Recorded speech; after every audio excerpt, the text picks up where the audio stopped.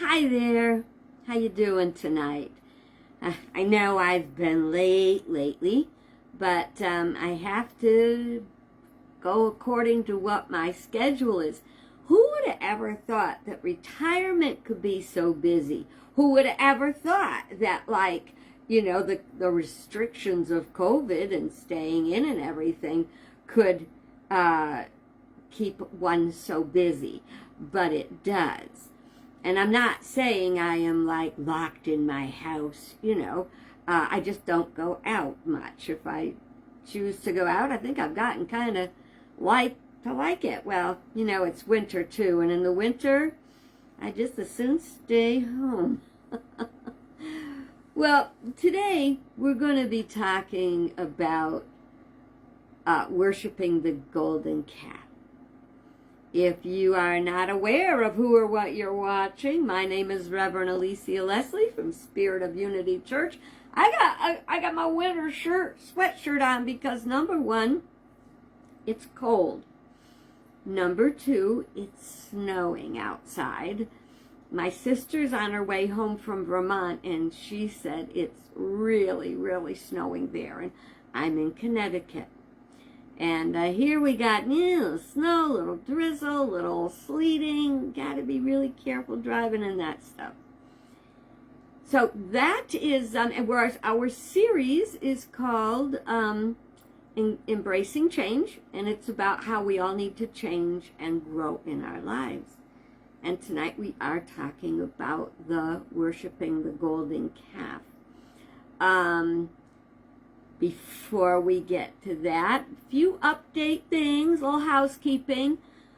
Tomorrow, I am planning on doing the video. The video will primarily be my new story. For those of you who don't know, I do campfire stories at the campground. They're all original. What I will be sharing with you is copyrighted, and I ask you not to copy it. It's not that it's the most brilliant writing in the world, but it's mine. And I go to the campfires and tell my stories to the campers, and it kind of makes their camping experience at Grand View something very special. So tomorrow, keep an eye out for what time I'm going to be doing it. That brings me to the second point. What time? My time, it's always, 5:45, 4:45, 5 o'clock, 5:05. And you notice all those fives? There's a very mystical reason for it. It's basically because it rhymes with live. So I kind of feel it's got a little touch to it. And I set it so that I have enough time to prepare, and if I'm going to take your time, as I always say, if you take someone's time, remember you're taking something you cannot give them back. So I hope that the time that you give me is going to be valuable and you're going to get something out of it. Now, you are probably, after tomorrow night, you probably won't be hearing from me for at least a week. This weekend is the Sun RV and Camping Show out at the Mohegan Sun, and we'll be there representing the campground. So if you feel like you're kind of bored, you want to do something this weekend, come on out to Mohegan Sun, where we will be talking to people about our campground. And I'll probably be wearing a mask because it's the way I am. And I don't care what anybody else is doing. I do what is right for me. I also love doing that show because where our booth is, you go out the doors, the main doors. We're kind of near the main doors in and out of the show. When you go out the door, you go down the stairs. You know what's at the bottom of those stairs? Frank Pepe Pizza. Oh, yeah. I love making my own pizza, but I'll tell you something, I love that Frank Pepe Pizza. I love our own village pizza in Moodus, so if you come out camping out here, you got a great pizza at Village. But I'm very excited to be near to that. And I'm very excited to be meeting new campers, potential campers, and very often our old buddies stop by. So you're not going to hear from me for a while. We got the show first, which I really have to rest up for, because I got to tell you, right now, my eyes are burning. I think they're just tired. I've been having to do an extraordinary amount of reading because the next week my credentialing team is going to be interviewing applicants for the new ministers class. So you may not hear from me. It all depends. Early in the week, I know I'm busy every day. Later, I don't know. But aside from that, Miss Tishy has been like, she's got her days and nights mixed up. And as I told you before, she's gone blind. And there is an actual condition that goes with blindness that you don't know what time it is because you can't tell because you're blind. And she has that going on. So during the course of the night, she wakes me up from every 15 to 20 minutes to every hour all night long. So I have to pick her up and put her on the bed, and then a little while later she'll jump off and go do something, and then she wants back up and she'll be crying again. And you know what? I don't care. It's what I have to do. I love my Tishy. She loves me. And as long as we're together and she's not in pain, I will do whatever I have to do. Even though right now that makes me exhausted. And because in the day, I have trouble sleeping the day. My days or nights are not mixed up. So even naps are hard. But that's, just so you know, that's one of the reasons why my timing is off on everything. And I've been so tired. So I hope that is everything you need to know. I made a lot of notes tonight because I wanted to just cover a lot of stuff before, because I don't know when, like I say, tomorrow we're going to do the little, National Day calendar. We're going to do the story. Then we're going to have the camper show. Then I'm going to be doing credentialing. So it's going to be a while maybe. I'm going to tell you, I will miss you. And for those of you who are interested, tonight the new Survivor season starts. And I have my own tribe. It's called Armchair Survivors.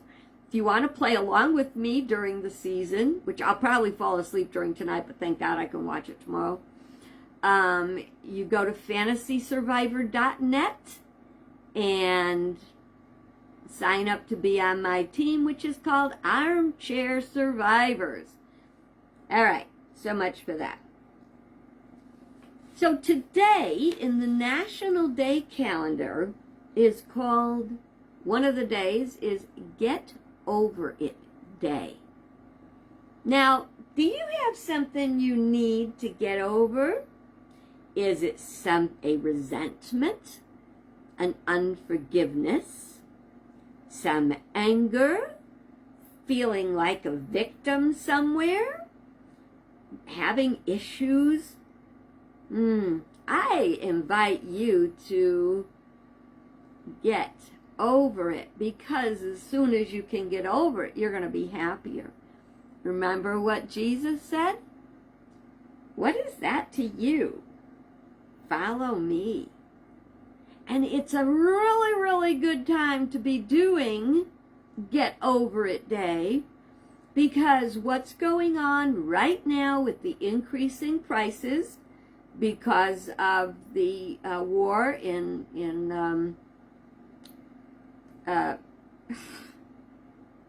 why all of a sudden Ukraine, I knew it was in there somewhere, because of the war in the Ukraine and the what we're feeling because of that, as we cut off the, put sanctions on Russia and everything, and there's a lot of whining and complaining going on. And I really think that for many of us, it's time to get over it. We have, especially in the United States, more than just about every other country. We've got great resources. Most of us have some sort of a savings account. we have very hard and ever increasing job rate. You know, the number of new jobs that are increasing are amazing. So maybe we have to pinch a little bit here or there. But what are we putting first? People or principle? Oh, no. People and principle go the same. Money. Money is a golden calf. So are we saying, no, I want my money, I want my stuff, I want baloney. There's people dying. Take a look at the videos on what's going on in the Ukraine. I cannot believe, it is beyond my ability to even wrap my mind around the fact that they hit a maternity hospital today. But we have to what? Get over it.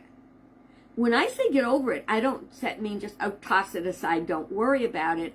I mean we have to let go of the negative energy so that we can trust and let God guide us in one of the things that is the right thing to do. And sanctions are a great way. Some people are having great challenges because they say, put up that no-fly zone. Put up a no-fly zone around the Ukraine. Do what you have to do. How come you don't want those Polish planes to give to the... If you pay attention, you're going to find out that we are trying to avoid kicking off World War III, which is something I have not even been able to bear the thought of since I was a kid. You know, we used to have air raid drills when I was in school. Get under your desk, duck and cover. Oh yeah.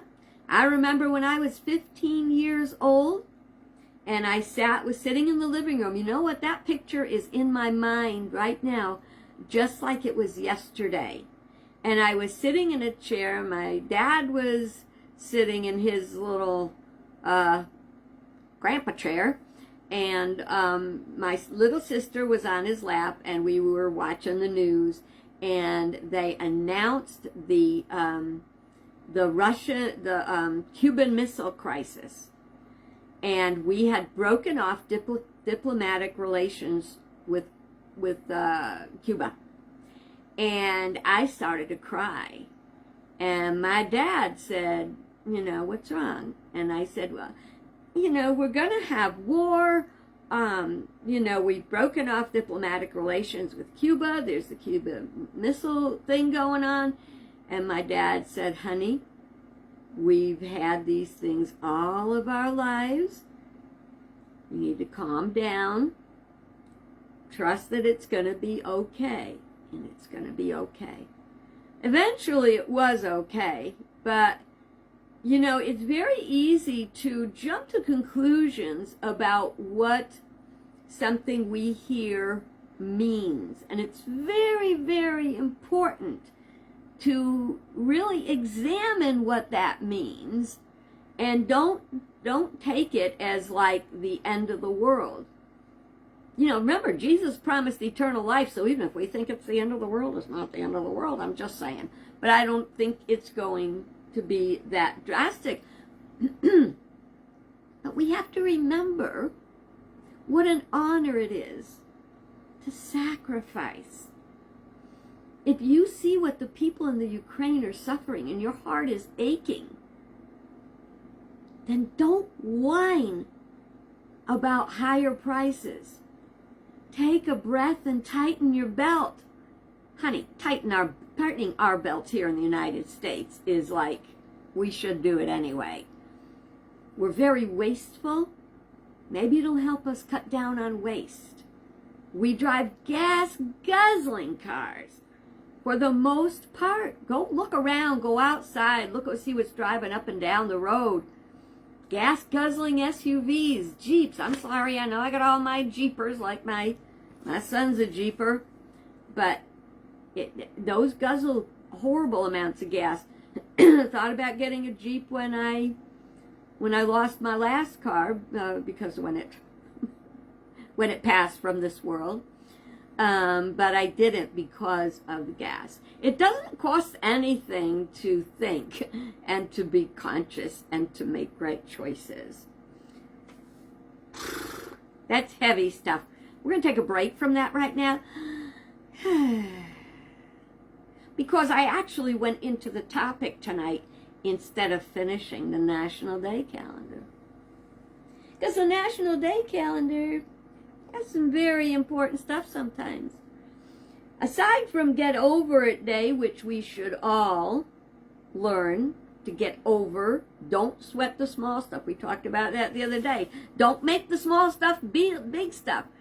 Dale Carnegie used to say, you know, like in his book, How to Stop Worrying and Start Living. So you got this horrible thing facing you. Chances are you're not going to die. If you were in the Ukraine, chances were a little bit more likely, but even then, chances are you're not going to die. Chances are you're not going to be bloody and in the hospital.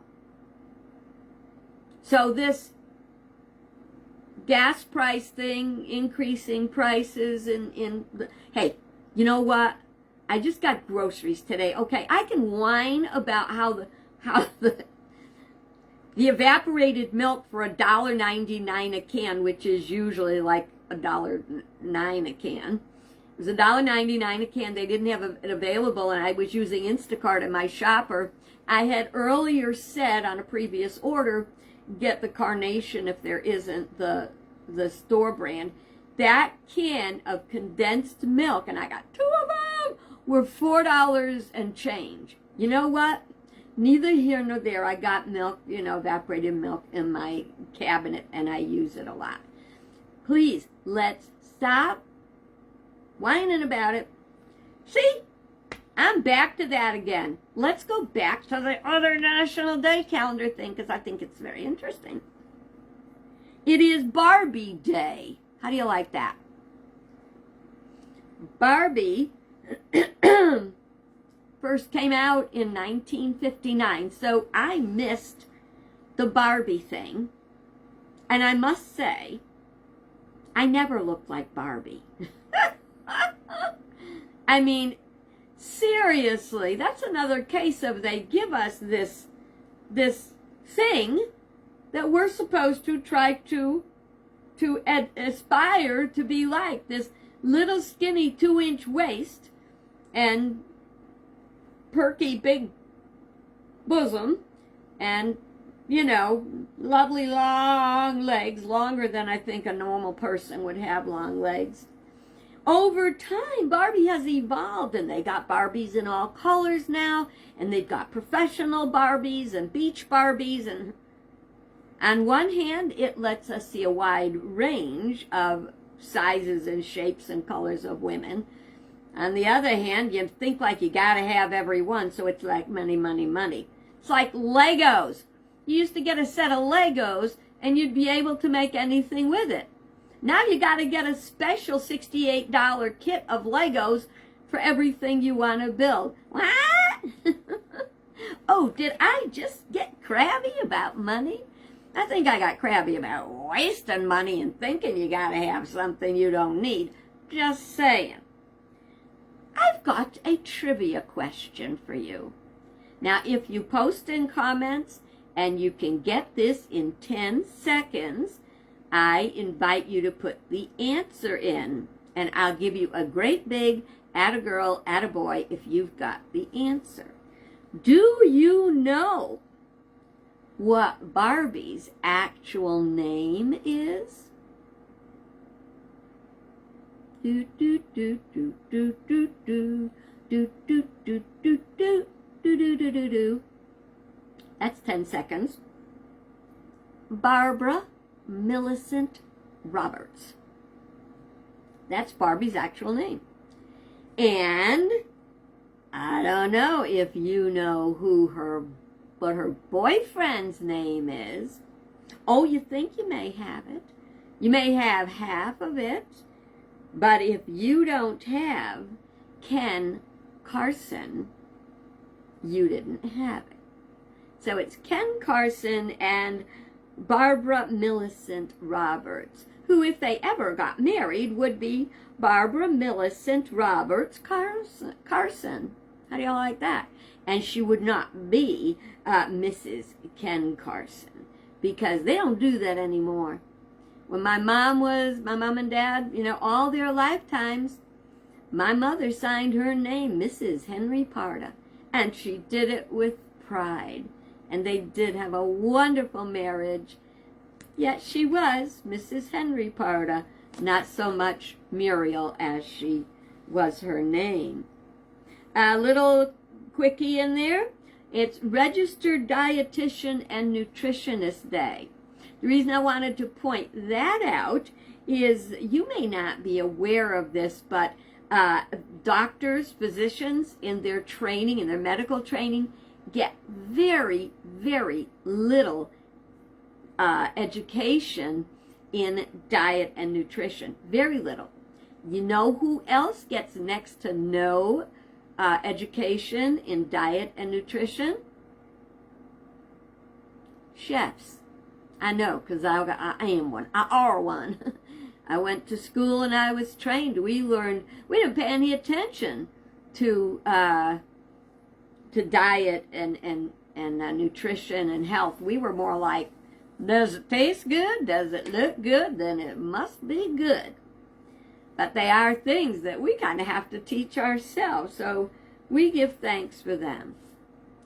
Wow, all that time, and I haven't gotten really down to the nitty-gritty of the story of worshiping the golden calf. So didn't think I was going to fill the time today, but I think I may run over. A warning. When you've had enough, you can pop out. I love you anyway. Hopefully you'll find it interesting that you'll stay. Do you know the story about the Hebrew people, the Israelites, worshiping the golden calf? Well, just in case you don't, what was going on is that Moses had brought the people out of Babylon, out of captivity in Egypt. And he brought them out, and they were on their way to the promised land. By the way, the journey, according to what it should have been a 40-day journey. And it took way, way, way longer, and I didn't think to get that answer before I did the, before I prepared for today, so you'll have to get that. I'll catch up another day. But they had all kinds of plagues and problems, and, So what happens is Moses goes up on the Mount Sinai, and he goes up there to get eventually the 10 Commandments. Well, he's up there and he's gone for a very, very long time. And the people are waiting for him to come back and waiting for him. I mean, he's their leader. Where's our leader? And then they started to get scared because they didn't know where they were going.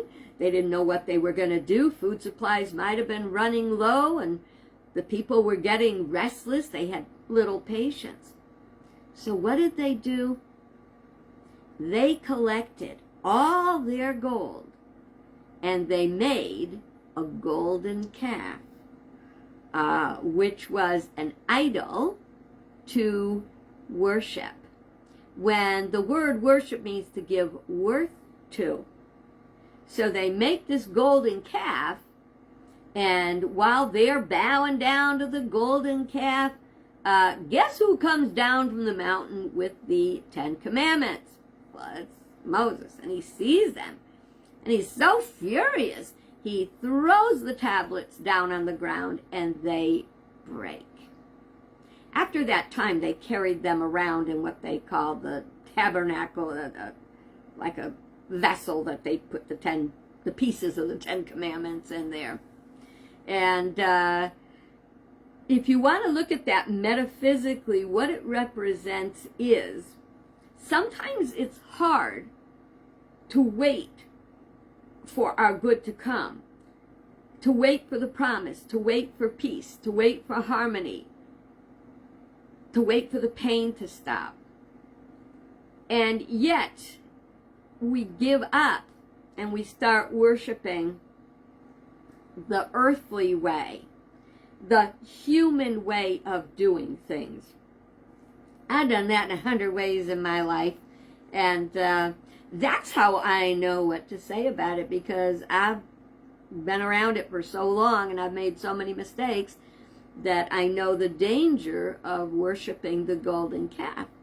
Now, in my book, Rise of the False Gods, which are two, are Mammon, which is materialism, and Baal, which is carnality, ego, self.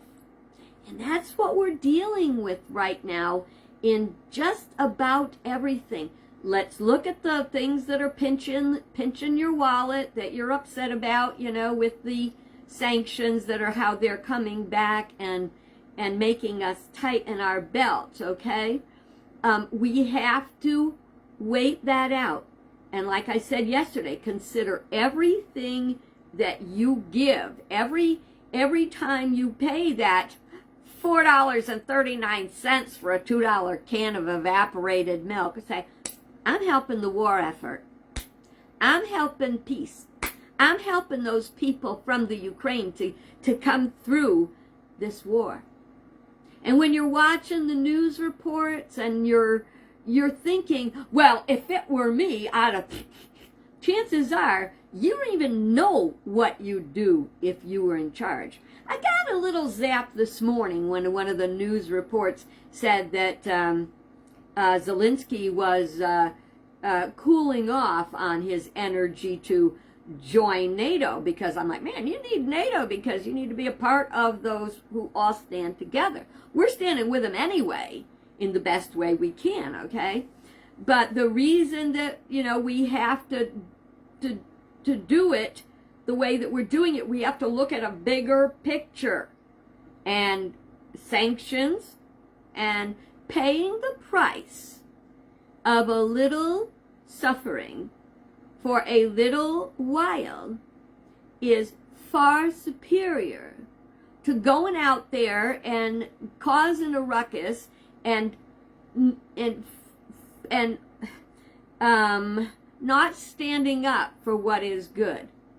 When the Israelites went and built that calf, they gave up on a higher purpose. We have a higher purpose, and we can do whatever we can to help to bring peace. One of the big things we can do is, if we have an opinion, until we've got some critical thought to go behind it, until we know what we're talking about. Oh, you want to do no-fly zone?